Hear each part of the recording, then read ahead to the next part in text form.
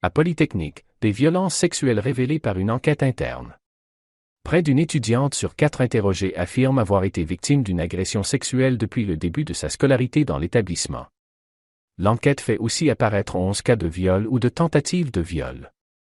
Des fêtes étudiantes où l'alcool coule à flot, l'isolement du plateau de Saclay, un déséquilibre entre le nombre de filles et de garçons, 17% d'étudiantes, une culture militaire empreinte de stéréotypes sexistes.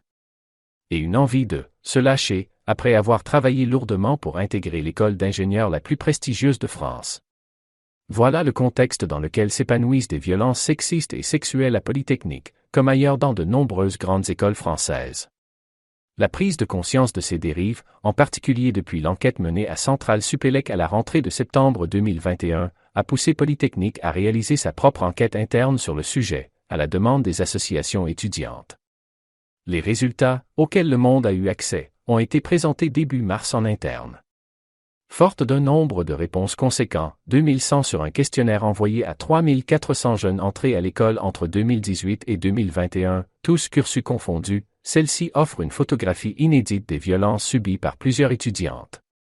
Ainsi, 23% des interrogés disent avoir été victimes d'une agression sexuelle pendant leur scolarité à Polytechnique, sans leur consentement, on leur a touché les seins, les fesses, on s'est frotté à elles ou on les a embrassées. 11% des femmes ayant répondu à l'enquête affirment avoir reçu des propositions sexuelles insistantes, malgré leur refus. 3 jeunes disent avoir été drogués à leur insu pendant une fête étudiante.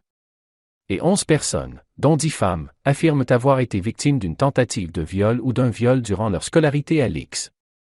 Culture sexiste. Nous avions connaissance de 4 situations qui avaient été remontées via notre cellule dédiée. Mais tout est anonyme, la plupart des victimes ne souhaitent ni donner leur nom ni celui de leur agresseur. La libération de la parole reste compliquée, regrette le directeur général de l'école, François Bouchet, qui a effectué, à la suite des résultats de cette enquête, un signalement au procureur de la République. Depuis le début de son mandat en 2017, il souligne avoir pris des sanctions individuelles dans de nombreux domaines, interdiction de soirées, jours d'arrêt, obligation de travaux d'intérêt généraux. Nous avons aussi démis de ses fonctions un cadre militaire, qui avait un comportement inapproprié avec les jeunes femmes.